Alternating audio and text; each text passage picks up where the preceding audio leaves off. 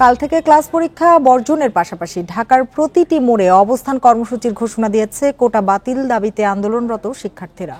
সেই সাথে অভিভাবক ও শিক্ষকদের আন্দোলনে সংহতি জানানোর আহ্বান জানান তারা। দাবি না মানলে আরও কঠোর কর্মসূচির হুঁশিয়ারি শিক্ষার্থীদের। শনিবার এ বিক্ষোভ ও অবস্থান কর্মসূচির কারণে বিভিন্ন এলাকায় যানজটে ভোগান্তি দেখা দেয়।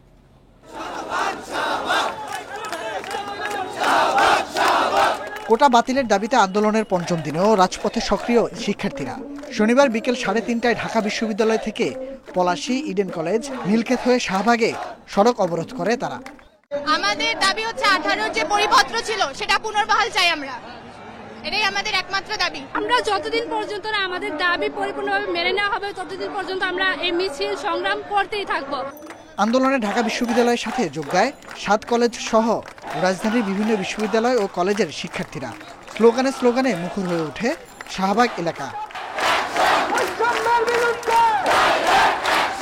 শিক্ষার্থীদের দাবি পুনর্বহাল করতে হবে 18 সালের পরিপত্র। বিক্ষোভে রোববার থেকে ঢাকার সব গুরুত্বপূর্ণ এলাকায় অবস্থান নেয়ার ঘোষণা দেন শিক্ষার্থীরা। আমি আমার সমস্ত শিক্ষার্থী ভাই বোনদের সঙ্গে এগ্রতা জানিয়ে আমি কাপড়ের প্রতীকী কাপড় পরে নেমেছি। আমরা বুয়েটে গিয়েছি, আমরা ইডেন কলেজে গিয়েছি, আমরা সেখান থেকেও সাড়া পেয়েছি। আমরা বন্ধুগণ শুধু শাহবাগে বসে থাকবো না, আমরা যে কর্মসূচিটি ঘোষণা করছি যে আগামীকাল বিকাল 3টা থেকে বাংলা ব্লকের কর্মসূচি ঘোষণা করা হলো। একই দাবিতে দিনভর বিক্ষোভ করেছে ঢাকা কলেজ ও জগন্নাথ বিশ্ববিদ্যালয়ের শিক্ষার্থীরা। এ সময় তীব্র যানজটে ভোগান্তিতে পড়ে নগরবাসী।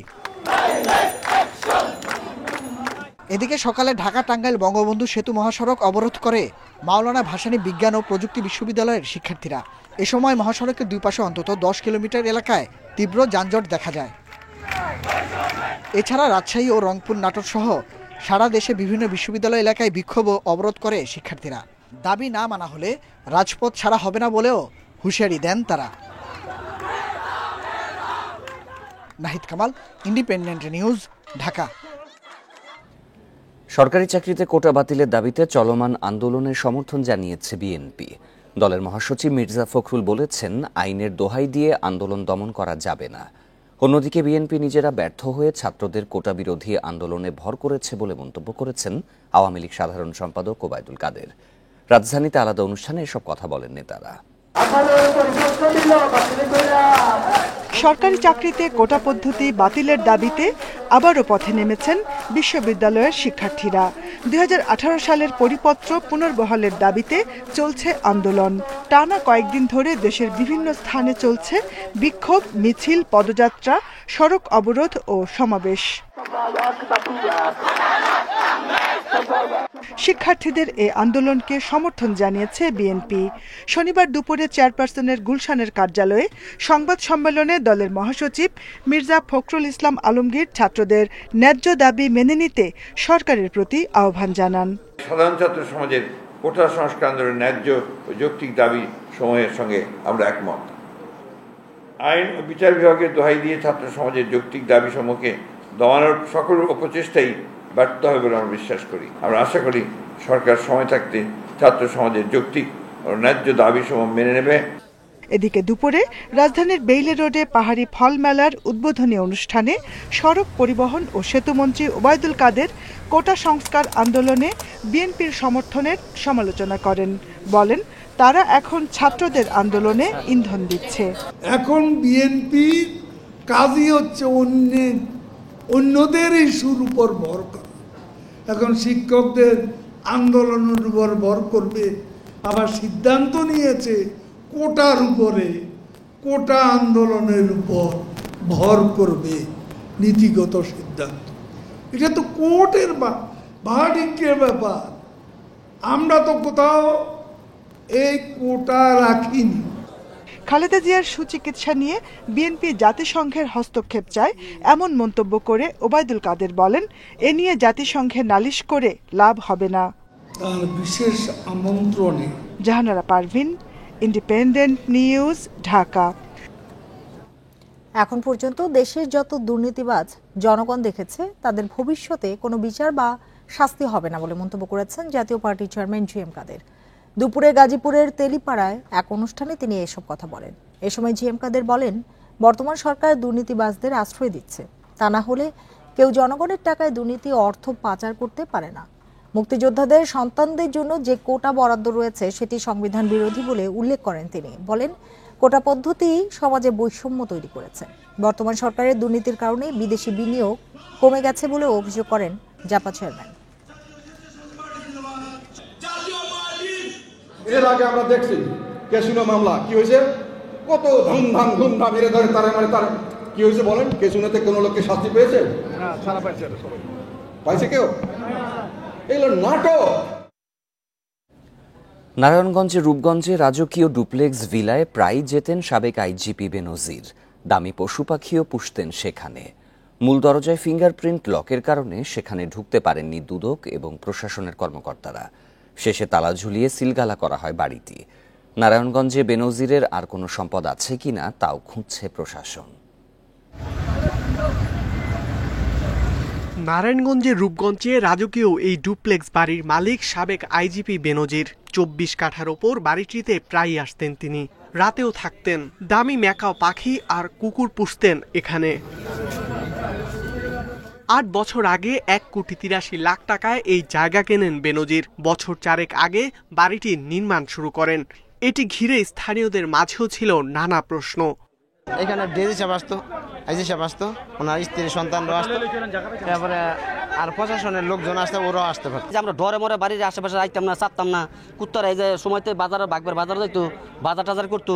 2-3 মাস পরে বউ নিয়ে আসতো বিকেল টাইমে, আইসা আধা ঘন্টা 1 ঘন্টা সময় কাটাইতো, আইসা তারপর আবার চলে যেত। কি কারণে আসে রাত্রে 8টা-9টা বাজে, আবার রাতের 12টা-1টা বাজে জায়গা, 2টা বাজে জায়গা, আবার অনেক সময় দেখা গেছে মহিলা লইয়া নামতো। শনিবার দুপুরে বাড়িটিতে অভিযান চালায় জেলা প্রশাসন ও দুদক, কিন্তু প্রধান দরজায় ফিঙ্গারপ্রিন্ট লক থাকায় ভেতরে ঢুকতে পারেনি কেউ। পরে বাইরে তালা ঝুলিয়ে সিলগালা করে দেয়া হয় বাড়িটি। নির্ধারিত কমিটি কর্তৃক পরবর্তীতে সভা করে এই সম্পত্তিটির ব্যবস্থাপনা এবং রক্ষণাবেক্ষণের জন্য কি কর্মপন্থা নির্ধারণ করা যায় আমরা সঠিকভাবে সেটা নির্ধারণ করে পরে আবার আসবো। আপাত দৃষ্টিতে আমরা 2 তলা একটি ভবন পেয়েছি। ভিতরে কি কি পাওয়া যাবে সেগুলো একটা ইনভেন্টরি করা হবে, তালিকা করা হবে, সেগুলো পরবর্তীতে আবার আদালতের সামনে উপস্থাপন করা হবে এবং টাইম টু টাইম এটার দেখভাল, ব্যবস্থাপনা এবং আদার্স যে জিনিসগুলো এটা কমিটির মাধ্যমে করা হবে। এদিকে নারায়ণগঞ্জে বেনজিরের আর কোনো সম্পদ আছে কিনা তাও খোঁজ নেওয়া হচ্ছে বলে জানিয়েছে জেলা প্রশাসন। ইকরামুল কবির, ইন্ডিপেন্ডেন্ট নিউজ। আজকে শিশুরাই আগামীর স্মার্ট বাংলাদেশে নেতৃত্ব দেবে, তাই শিশুদেরকে সেভাবে গড়ে তুলতে হবে বলেছেন প্রধানমন্ত্রী শেখ হাসিনা। সকালে গিমাডাঙ্গা টুঙ্গিপাড়া মডেল সরকারি প্রাথমিক বিদ্যালয়ে বঙ্গবন্ধু কর্নার উদ্বোধন করে এসব কথা বলেন শেখ হাসিনা। তিনি বলেন, দেশ কিভাবে স্বাধীন হয়েছে তা সবাইকে জানতে হবে। ৭৫-এর পর স্বাধীনতার ইতিহাস মুছে ফেলার অপচেষ্টা করা হয়েছে বলেন প্রধানমন্ত্রী। গোপালগঞ্জ সফরের দ্বিতীয় দিনে গিমাডাঙ্গা টুঙ্গিপাড়া মডেল সরকারি প্রাথমিক বিদ্যালয়ে বঙ্গবন্ধু কর্নার উদ্বোধন করেন প্রধানমন্ত্রী শেখ হাসিনা। পরে এসো বঙ্গবন্ধুকে জানি শিরোনামে একটি অ্যালবামের মোড়ক উন্মোচন করেন বঙ্গবন্ধু কন্যা। আজকের শিশুরাই আগামীর স্মার্ট বাংলাদেশ চালাবে বলেন তিনি। বড় হও, কারণ স্মার্ট বাংলাদেশ গড়ে তুলবো। সেই বাংলাদেশে তো তোমরাই হবে আসল স্মার্ট, যা দেশ চালাবে, তাই না? তোমাদের মাঝ থেকে হয়ে আসবে আমার তো প্রধানমন্ত্রী, মন্ত্রী, বড় বড় জায়গায় যাবে, গবেষণা করবে, বিজ্ঞানী হবে। আমরা একসময় চাঁদেও যাব, কোনো চিন্তা নাই। কাজে সবাইকে সেই এখন থেকে সেভাবে প্রস্তুতি নিতে হবে, পড়াশোনা করতে হবে। স্বাধীনতা অর্জনে বঙ্গবন্ধুর সংগ্রাম ও পরবর্তীতে দেশ গঠনে তার কাজগুলো তুলে ধরার উপর গুরুত্ব দেন শেখ হাসিনা। ৭৫-এর পর স্বাধীনতার ইতিহাস মুছে ফেলার অপচেষ্টা হয় বলেন তিনি। মানুষের জন্যই তিনি কাজ করতেন, নিজের জীবনের কোনো সুখ সুবিধা কিছু দেখেননি। শুধু একটাই ছিল, এদেশের মানুষকে কিভাবে এই দারিদ্র্যের হাত থেকে মুক্তি দেবেন, কিভাবে একটা উন্নত জীবন দেবেন এবং ছোট্ট শিশুরা জন্য একটা সুন্দর জীবন পায়, সেটাই ওনার জীবনের লক্ষ্য। তা মনে করি আজকে যে উদ্যোগটা এখানে নেওয়া হয়েছে এবং এই যে যারা বিশেষ চাহিদা সম্পন্ন শিশু তাদের আঁকা ছবি দিয়ে অ্যালবাম করা বা যে ইতিহাসকে তুলে ধরা ছবির মাধ্যমে, ছবিতে আসলে কথা বলে। অনুষ্ঠান শেষে গোপালগঞ্জের টুঙ্গিপাড়া বহুমুখী পৌর সুপার মার্কেট পরিদর্শন করেন প্রধানমন্ত্রী। ৩৬ কোটি টাকা ব্যয়ে নির্মিত দোকান, কমিউনিটি সেন্টার ও অতিথিদের থাকার ব্যবস্থার এ ভবনটি গেল বছর উদ্বোধন করেন প্রধানমন্ত্রী শেখ হাসিনা। বনি ইবনে কামাল, ইন্ডিপেন্ডেন্ট নিউজ, গোপালগঞ্জ। নদ নদীর পানি বাড়ায় বন্যার কবলে কুড়িগ্রামের বিস্তৃত এলাকা। গাইবান্ধা, সিরাজগঞ্জ, টাঙ্গাইলে নিচু এলাকায় ঢুকে পড়েছে বন্যার পানি। তবে পরিস্থিতির উন্নতি হচ্ছে সিলেট অঞ্চলে। জুলাইয়ের শুরুতেই পানি বাড়তে শুরু করে ব্রহ্মপুত্র দুধকুমারের। দিন তিনেক ধরে বিপদসীমার উপরে দুই নদী। এরই মধ্যে পানিবন্দী অবস্থায় পড়েছেন কুড়িগ্রামের 1.5 লাখ মানুষ। পাকশাক নাই, করতে পারি না, পানি খড়ি নাই, অন্য বাড়িতে যা আসি ডুবে গেছি। ছাগল ছাড়াই যে ঘরত ভেপাইছে, মানুষ বিড়বেন না পায়। ব্রহ্মপুত্র ঘাগটের পানি বাড়ায় গাইবান্ধার নিচু এলাকার বাসিন্দারা বাড়িঘর ছেড়ে আশ্রয় নিয়েছেন উঁচু জায়গায়। সবাই মিলে এখন মনে করছি ঘর থাকার মতো বুদ্ধি নেই, এখন আমরা পার হয়ে আসি। পানি বেশি, চলাফেরা সমস্যা, খাওয়া দাওয়ার সমস্যা, রান্না করতে পারি না। সিরাজগঞ্জে যমুনার পানি ঢুকে পড়েছে সদর উপজেলা কাজীপুর, চৌহালি, বেলকুচি ও শাহজাদপুরের নিচু ও চর এলাকায়। বন্যার কবলে 5 উপজেলার 1.5 লক্ষাধিক মানুষ। ধারণা করা যাচ্ছে এই বৃদ্ধির হারটা 7-8 তারিখ পর্যন্ত কন্টিনিউ করবে। ফলে বিপদসীমা অতিক্রম করে বিপদসীমার 1 মিটার বা 80 সেন্টিমিটার এরকম কাছাকাছি হয়তো বা উপরে থাকবে পানি। যমুনার পানিতে টাঙ্গাইলের 4 উপজেলার নিচু এলাকা প্লাবিত হয়ে কয়েক হাজার মানুষ পানিবন্দী। বন্যা পরিস্থিতির উন্নতি হতে শুরু করেছে জামালপুরে। সিলেট থেকেও নামতে শুরু করেছে বন্যার পানি। তবে এখনো 13 উপজেলায় পানিবন্দী প্রায় 6 লাখ মানুষ। আসি 3 দিন ধরে কষ্ট মধ্যে আছি, এখন যে অবস্থা আছে এরও কষ্ট। এদিকে মৌলভীবাজার, সুনামগঞ্জে বন্যা পরিস্থিতির উন্নতি হয়েছে। তবে নেত্রকোনার নিচু এলাকা থেকে পানি নামছে ধীর গতিতে। সোহেলি জাহান, ইন্ডিপেন্ডেন্ট নিউজ। আগস্টে আরেক দফা বন্যার আশঙ্কা রয়েছে। দুর্যোগ ব্যবস্থাপনা ও ত্রাণ প্রতিমন্ত্রী মুহিবুর রহমান জানান, এ বন্যা দীর্ঘস্থায়ী হতে পারে। দুপুরে সচিবালয়ে সংবাদ সম্মেলনে তিনি আরো বলেন, এখন পর্যন্ত বন্যা আক্রান্ত হয়েছে 15 জেলার প্রায় 20 লাখ মানুষ। পাহাড়ি ঢল ও ভারী বৃষ্টির কারণে বন্যা দেখা দিয়েছে বলে জানান প্রতিমন্ত্রী। ভারী বৃষ্টি উজানের ঢলে তৃতীয় দফা বন্যা দেখা দিয়েছে সিলেট, সুনামগঞ্জ, নেত্রকোনা, মৌলভীবাজার, হবিগঞ্জ ও রংপুরের বেশ কিছু জেলায়। বিপদসীমার উপর দিয়ে বইছে উত্তরাঞ্চলের তিস্তা, দুধকুমার ও ঘাঘট নদীর পানি। এমন পরিস্থিতিতে বন্যা নিয়ে সংবাদ সম্মেলন করেন প্রতিমন্ত্রী। জানান, দক্ষিণাঞ্চল আক্রান্ত হওয়ার শঙ্কা রয়েছে। পূর্বাভাস রয়েছে আগামী মাসে আরেক দফা বন্যার। উত্তর বাংলা থেকে শুরু হয়, এটা আস্তে আস্তে আস্তে এটা কিন্তু আরো দক্ষিণ দিকেও এটা প্লাবিত হতে পারে। তো সেভাবে আমরা প্রস্তুতি নিয়ে কাজ করতেছি এবং শুধু এবার না, আবার আমাদের ধারণা করতেছি যে আগামী মাস বা তার পরের মাসেও এরকম আরেকটা বন্যা হওয়ার সম্ভাবনা, যেটা বিগত দিনগুলো হয়ে আসছে। প্রতিমন্ত্রী বলেন, তিস্তা খননের বিষয়ে চীন ও ভারতের সহায়তা চাওয়া হচ্ছে। নদ নদী খনন হলে বন্যার পানি দ্রুত নেমে যাবে। এই ড্রেজিং করে বা পানিগুলো যাতে দ্রুত বঙ্গোপসাগরে চলে যায়, এই জন্য আমরা গভর্নমেন্ট এটা নিয়ে কাজ করতেছে এবং এটাই সম্ভবত মাননীয় প্রধানমন্ত্রী কালকে বা পরশু চায়না গেলে এই ব্যারেজ নিয়ে ইন্ডিয়া ও চায়না বোর্ডরা যৌথভাবে আমাদেরকে এই ব্যাপারে হেল্প করতেছে। বন্যায় এখন পর্যন্ত 3 কোটি 10 লাখ টাকা নগদ সহায়তা, 8,700 টন চাল, 58,700 ব্যাগ শুকনো খাবার, 60 লাখ টাকার শিশু খাদ্য এবং 60 লাখ টাকার গোখাদ্য দেওয়া হয়েছে। আল আমিন হোসেন, ইন্ডিপেন্ডেন্ট নিউজ, ঢাকা। বাজার যে কারো নিয়ন্ত্রণে নেই তা খোলা চোখেই ধরা পড়েছে। একই বাজারে একই দোকানে একদিনেই কাঁচা মরিচের দাম বেড়েছে কেজিতে 100 টাকা, বিক্রি হচ্ছে 300 টাকারও বেশি দামে। সংকট না থাকলেও চাল, পেঁয়াজ ও আলুর দাম চড়া। এই পরিস্থিতির জন্য তদারকি সংস্থা নিষ্ক্রিয়তাকে দুষছেন বিশ্লেষকরা।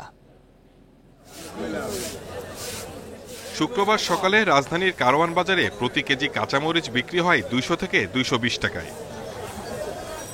শনিবার একই বাজারের একই দোকানে সেই মরিচ বিক্রি হচ্ছে 300 টাকা কেজিতে। 24 ঘন্টারও কম সময়ে কেন 100 টাকা বাড়ল? বিক্রেতা বললেন, আমদানি কম তাই দাম বেশি। তবে ভোক্তাদের অভিযোগ, ছুটির দিনে বাজারে বেশি ভিড়ের সুযোগ নেয় ব্যবসায়ীরা। ব্যবসায়ী যারা, এরা তো মিথ্যা কথা বলে, আর এর কোনো ডিসিপ্লিন ঠিক নাই। সকালে যদি বাজার বাড়ে, রাত্রে যদি কমে, এগুলো বলে না, আমাদের বলে না। বাজার যে কমার পরে যে কাস্টমারের যে বলবে যে কমছে, সেটা এটা ব্যবসায়ীরা বলে না। শুক্রবারে বড় বাজারে শুক্রবার আগের দিন যে আর নাই রায়, তারপরে ওটি মনে বেচছে, তারপরে শনিবারের দিন মানে কারণ বাজার কোনো সিমু যায় না। এদিকে বাজারে চালের পর্যাপ্ত সরবরাহ থাকলেও এক সপ্তাহে দাম বেড়েছে কেজিতে 2 টাকা পর্যন্ত। 54 টাকার নিচে মিলছে না মোটা চাল। খুচরা ব্যবসায়ীরা দুষছেন মিল মালিকদের, আর তারা দায়ী দিচ্ছেন কর্পোরেট প্রতিষ্ঠানগুলোকে। বড় বড় মিল মালিকেরা এবং কনজুমার কোম্পানি, এদের কারণে বাজার বাড়ছে। বাজার বাড়ার কোনো প্রশ্ন ওঠে না। যেখানে ধান চাউল পর্যাপ্ত পরিমাণ আছে কেন বাড়বো? বিশ্লেষকরা বলছেন উৎপাদন থেকে ভোক্তা পর্যায়ে বহু হাত বদলের জন্যই পণ্যের দাম বাড়ছে। অভিযোগ করেছেন সক্ষমতা থাকলেও প্রত্যাশা পূরণ করতে পারছে না তদারকি সংস্থা, যার সুযোগ নিচ্ছে ব্যবসায়ীরা। আমাদের সরকারে যারা নিয়ন্ত্রণকারী কর্মকর্তারা আছেন তারা যথেষ্ট কার্যকর ভূমিকা রাখতে পারছে না। আরেকটি বিষয় হলো যে আমাদের উৎপাদন কি হবে, আমরা কতটুকু পরিমাণে আমাদেরকে আমদানি করতে হবে, এ ধরনের একটা পূর্বাভাস এই বিষয়টা আমাদের কিন্তু নেই। ভোগ্যপণ্যের বাজার নাগালে রাখতে কৃষি বিপণন আইনের বাস্তবায়নের তাগিদ দেন অর্থনীতিবিদরা। Shahid Ahmed, independent news, Dhaka. প্রধানমন্ত্রীর চীন সফরে দ্বিপাক্ষিক বাণিজ্য, বিনিয়োগ ও ঋণের বিষয়ে বেশ কিছু চুক্তি সই হতে পারে। এছাড়া সড়ক, সেতু ও রেলের কয়েকটি প্রকল্প বাস্তবায়নে চীনের সহায়তা চায় বাংলাদেশ। বৈদেশিক ঋণের অর্থ ব্যবহার নিয়ে সতর্কতার পরামর্শ দিয়ে বিশেষজ্ঞরা বলছেন এই অর্থ অবশ্যই উৎপাদনশীল খাতে ব্যয় করতে হবে। এর মাধ্যমে বাণিজ্য ঘাটতি দূর করা সম্ভব বলছেন বিশ্লেষকেরা। 2016 সালে চীনের প্রেসিডেন্ট শি জিনপিং এর ঢাকা সফরের পর থেকে বাংলাদেশে বিনিয়োগ ও ঋণ প্রবাহ বাড়িয়েছে বেইজিং। বৈদেশিক ঋণদাতাদের তালিকায় চীনের অবস্থান এখন 4-এ। চীন থেকে ঋণ, বিনিয়োগ ও অনুদান হিসেবে $300 কোটি বেশি এসেছে গত 4 বছরে। প্রধানমন্ত্রীর এবারের সফরে চীনের কাছে বাণিজ্য ও বাজেট সহায়তা হিসেবে মোট $700 কোটি ঋণ চাইবে বাংলাদেশ। এছাড়াও রয়েছে সড়ক ও রেল মন্ত্রণালয়ের কয়েকটি প্রকল্প এবং পদ্মা সেতুর রেল সংযোগের সঙ্গে পায়রা বন্দর ও কুয়াকাটা পর্যন্ত রেল লাইন নির্মাণ প্রকল্পে অর্থায়নের প্রস্তাব। বৈদেশিক ঋণের অর্থ শুধু অবকাঠামো নয়, রপ্তানিমুখী এবং উৎপাদনশীল খাতেও ব্যয়ের পরামর্শ বিশেষজ্ঞদের। এতে অর্থনীতি আরও গতিশীল হবে বলছেন তারা। তারা ঋণ যখন দিতে চান তখন আমাদের দেখতে হবে সেই ঋণে আমাদের যেন কাজ হয়। আর টেকনিক্যাল লেভেলে, কন্ট্রাক্টর লেভেলে এসব সব রাষ্ট্রই এরকম সুযোগ চায়। সেটাও তাদের বোঝাতে হবে যে আপনি ঋণেই যখন দিচ্ছেন, ঋণ তো আমি ফ্রি নিচ্ছি না, আমি সুদে নিচ্ছি, সুদ দেব। কাজেই আমাদের সুবিধা মতো যেটা আমাদের উৎপাদন ভালো হবে, যে কন্ট্রাক্টর আমরা সস্তায় পাবো, আমাদের সেই সুযোগটাও দেওয়া হোক। ঢাকা বেইজিং বিনিয়োগ সহযোগিতার ক্ষেত্র প্রসারিত হলে দেশের আইসিটি, চামড়া, জ্বালানি সহ বিভিন্ন খাতে দ্রুত প্রবৃদ্ধির প্রত্যাশা ব্যবসায়ীদের। প্রাইভেট সেক্টরে চীনের বিনিয়োগ উল্লেখযোগ্য হারে বেড়েছে এবং বিভিন্ন ডাইভার্সিফাইড সেক্টরে, এবং প্রধানমন্ত্রী সফরের পরে এই ধারাটা আরো অনেক বেশি বাড়বে বলে আমরা ধারণা করছি। বিশ্বের দ্বিতীয় বৃহত্তম অর্থনীতি চীন বাংলাদেশের অন্যতম উন্নয়ন ও বাণিজ্য সহযোগী দেশ। ঢাকা বেইজিং অংশীদারিত্ব জোরদারে প্রধানমন্ত্রীর এবারের সফর বিশেষ গুরুত্ব বহন করছে বলছেন বিশ্লেষকরা। Touhid Rana, independent news, Dhaka. City কর্পোরেশনের অনুমতি না থাকলেও বর্ষাকালে ওয়াসা ও তিতাস গোপনে রাস্তা খুঁড়ছে বলে অভিযোগ করেছেন দক্ষিণ ঢাকার মেয়র শেখ ফজলেনুর তাপস। রাজধানীর বিআইপি সম্মেলন কক্ষে এক সেমিনারে এই মন্তব্য করেন তিনি। সেমিনারে আলোচকেরা রাজধানীর খালগুলো দখলমুক্ত করতে জোর দেন রাজনৈতিক সদিচ্ছার ওপর। ওয়াসার কাছ থেকে 2 সিটি কর্পোরেশন রাজধানীর খালগুলো দায়িত্ব বুঝে নেয়ার 4 বছর পরও জলাবদ্ধতা পরিস্থিতির তেমন উন্নতি হয়নি। সামান্য বৃষ্টিতেই তলিয়ে যায় পথঘাট। শনিবার রাজধানীর বিআইপি সম্মেলন কক্ষে এক সেমিনারে উঠে আসে ঢাকার জলাবদ্ধতা নিরসন প্রসঙ্গ। এতে খাল পুনরুদ্ধারে রাজনৈতিক সদিচ্ছা ও আইন প্রয়োগের উপর জোর দেন আলোচকেরা। শুধুমাত্র 3 লাখ টাকা, 4 লাখ, 5 লাখ এই জরিমানা না, কারাদণ্ড যেটা আমাদের আইনেও আছে সেটা আমাদের করতে হবে। সরকারি বেসরকারি অনেক পরিকল্পনা এবং প্রকল্প প্রণয়নের সময় প্রাকৃতিক খাল এবং জলাধার ভরাট করা হয়, পরবর্তীতে দেখা যায় যে আবার ড্রেনেজ প্রকল্প তৈরি করা হয়, তাহলে আমাদের কিন্তু অর্থের অপচয় হচ্ছে। তার মানে যতগুলো আমাদের ন্যাচারাল ওয়াটার রিটেনশন এলাকা আছে সবগুলোকে প্রকল্পের সময় রক্ষা করতে হবে। এই যে খাল উদ্ধার করে যারা যারা বাড়ি বানিয়েছেন এটা তালিকাটা দেখেন না, ওদের নামগুলো দেখেন, দেখবেন যে তারাও কিন্তু যথেষ্ট শক্তিশালী।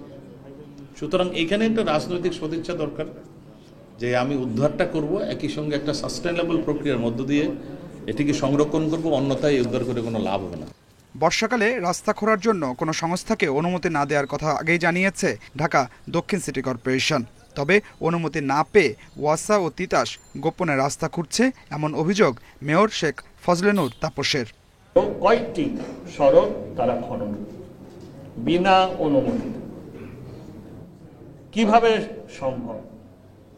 যখন তারা আমাদের ক্ষেত্রে তারা উপলব্ধি করে যে এই বর্ষা মৌসুমে তারা অনুমতি পাবে না, আমরা যখন কঠোর হই, নাহলে তখন তারা এই চুরি করে এভাবে আমাদের সড়কগুলো ধ্বংস করে। ভূমিদস্যুদের আগ্রাসন বন্ধ না হলে জলাবদ্ধতা পুরোপুরি নিরসন সম্ভব নয় বলেও মন্তব্য করেন দক্ষিণ ঢাকার mayor. Adilur Rahman, independent news, Dhaka. অর্থ পাচার ও সন্ত্রাসী কর্মকাণ্ডে অর্থায়ন প্রতিরোধে বিমা খাতকে নিয়ম মেনে চলার আহ্বান জানিয়েছে Bangladesh financial intelligence unit BFIU। শনিবার রাজধানীর একটি হোটেলে ইন্স্যুরেন্স কোম্পানিগুলোর দিনব্যাপী এক সম্মেলনে এ আহ্বান জানান BFIUর প্রধান মাসুদ বিশ্বাস। সন্দেহজনক যে কোনো লেনদেনের বিষয়ে সতর্ক থাকার পরামর্শ দেন তিনি। অর্থ পাচার ও সন্ত্রাসী অর্থায়ন প্রতিরোধ করা গেলে দেশের অর্থনীতি আরও শক্তিশালী হবে বলে মনে করেন তিনি। সম্মেলনে অর্থ পাচার প্রতিরোধে নানা পরামর্শ দেন আলোচকরা। একটি আমের ওজন কত হতে পারে?